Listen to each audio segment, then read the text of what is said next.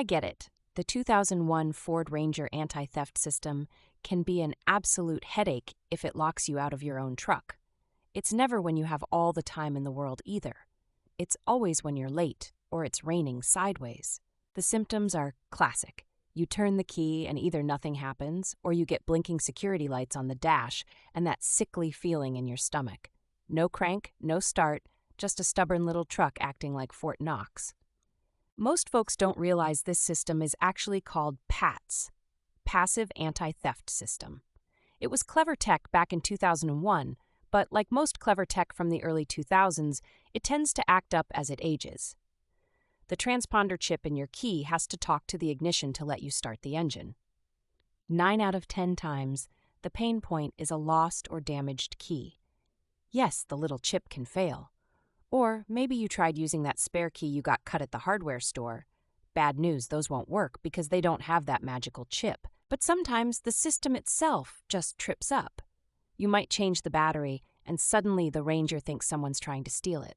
Suddenly, you're stuck watching the theft light blink, mocking you.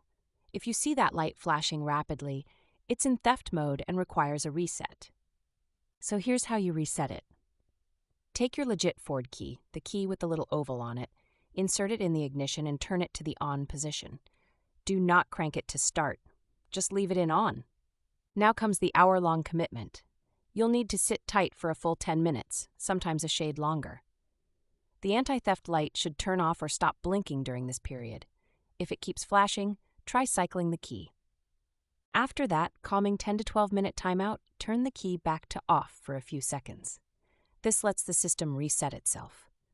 Don't rush this part. Tempting as it is, patience pays off. Then try to start the truck like normal. If your Ranger still won't start and the theft light keeps on flashing, try the process up to 3 times. That's 10 minutes each time.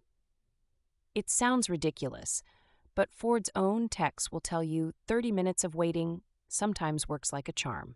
Pro tip, if you're stuck somewhere remote and the reset isn't working, try checking your battery terminals. A weak battery can throw the whole anti-theft system into a fit.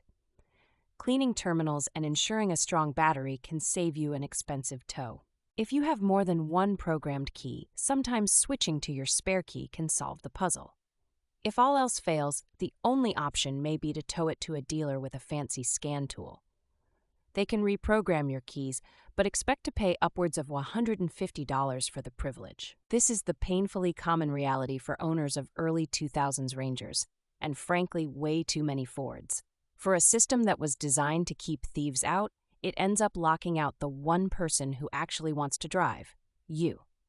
But don't let it shake your faith in old trucks. Usually, resetting is all it takes. Just a dance of patience and a stubborn attitude, something every Ranger owner I've ever met seems to have in spades. Truck on and may your anti-theft light stay off for good.